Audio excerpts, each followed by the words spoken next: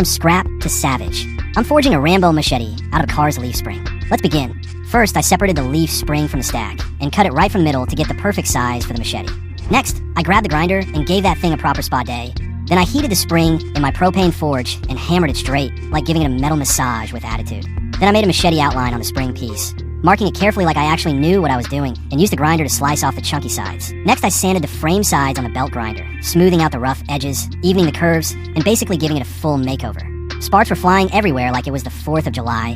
Then I drilled a bunch of holes in the handle side, not just for looks, but for the pins, and to shave off some weight. It felt like giving the handle a piercing session, but way louder and with way more metal shavings flying around. Then I sharpened the machete on the belt grinder, slowly turning that dull edge into a razor-sharp beast. The sound was music to any DIY warrior's ears, and by the end, this thing could probably slice a watermelon midair.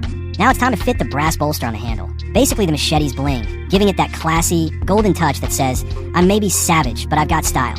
After some filing, test fitting, and a bit of gentle hammer love, it slid on like it was meant to be there all along. Snug, shiny, and looking like it walked straight out of an action movie. Alright, time to give this machete a grip. I sketched out the handle shape on a solid piece of wood and cut out the chunky sides using a handsaw. Next sanded it on the belt grinder till it looked clean, smooth, and way less splintery. Then I glued the wooden pieces snugly onto the rough, bare steel handle frame, slid in a couple of solid brass pins for strength, and clamped it all on, like a sandwich you don't want falling apart. Tomorrow. Unclamped the handle. Then gave it a smooth spa day on the belt grinder, letting it glide across the spinning beast like it was on a treadmill for wood, buffing out all the rough spots, evening the edges, and giving it that clean, polished glow, like turning a caveman club into a gentleman's cane. And then gave it the VIP treatment on the cotton buffing wheel, like a final polish before a red carpet event. The handle's looking clean now, smooth, glossy, and fresh enough to star in its own shampoo commercial.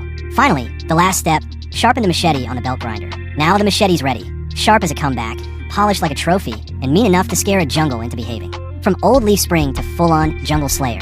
Mission complete. Follow for more videos.